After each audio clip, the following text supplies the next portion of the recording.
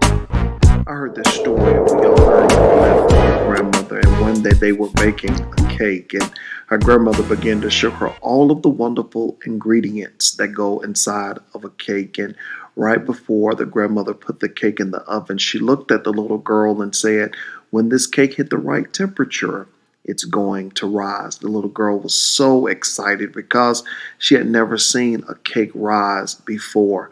After about 2 minutes of the cake baking, the little girl ran to the window and said, "Grandmama, Grandmama, the cake is not rising. Something must be wrong." The grandmother looked at her and said, "Baby, don't worry. It's going to rise." After about 4 minutes of the cake baking, the little girl ran to the window and said, "Grandmama, no, something is terribly wrong with this cake. It's not rising." The grandmother looked at the little girl and said, "Baby, don't worry. It's going to rise."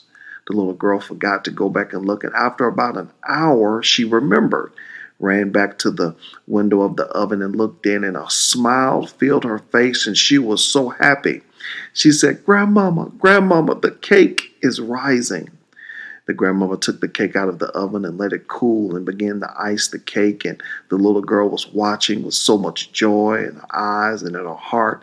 And she finally asked her grandmama, she said, "Grandmama, how did you know the cake was going to rise?" The grandmama looked back at her and said, "Baby, because I put something in it to make it rise."